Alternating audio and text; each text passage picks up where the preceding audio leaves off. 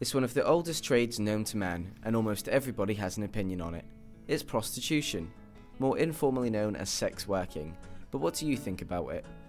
We're talking about the topic and the support assistance that is offered. I went along to speak to Joe Joyce. He's the representative of the Spring Boroughs Residents Association, where in the past prostitution has been known to occur. Here's what he had to say. Probably started about 10 years ago. It was a very, very big problem. People continually complaining about being approached in the street. There are even girls working outside the school gates at 3 o'clock in the afternoon when people were coming to pick the kids up.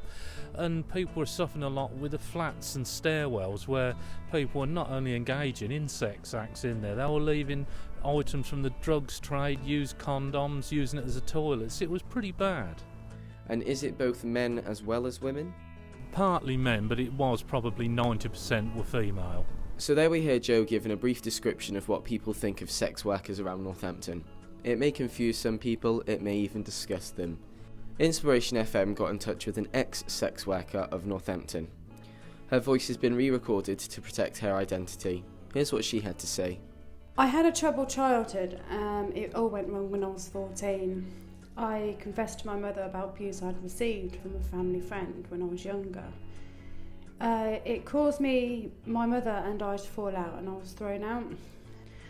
I had nowhere to go. My father lived far away and I felt ashamed. I travelled away and made some friends. I managed to get by working as an escort. That's all I ever knew. I lied about my age and pretended I was 18. For a year I stayed on sofas. I finished school. Well, I dropped out of school. And I got heavily involved with drugs. It makes you wonder why there's no centres around that can help. Well, there is. SWAN has been around since 2003. It stands for Sex Workers Around Northampton. I went to speak to the manager there. Her name's Samantha Benfield, and here's what she had to say.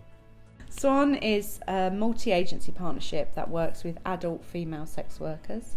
We work with women who currently sex work, have a history of sex working, or are at risk of sex working. And we provide a range of services including housing, advice and support, access to free sexual health material, health and primary care services, criminal justice advice and support, harm reduction, so needle exchange, and also we have shower facilities here. We have donated clothes, we have access to the telephone and the computer for women, all of those kind of things. In the main, in our experience, I think women who work as street sex workers tend to be there not through choice so much as need. In our experience, locally and nationally, 95 and above % of street working women are significantly addicted to Class A substances. So in the main, women street sex work as a way of funding a drug issue.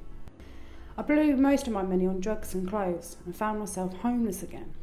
Women who work in the off-street industries, so who work in commercial premises or work in their own premises selling sex, it's very often a money-focused activity, so it's very much usually about making money. We do work with women who have gone into prostitution as the result of a relationship breakdown or a divorce or debts, and they've needed to find a way to access money quite quickly, and that's the way that they've chosen to do that.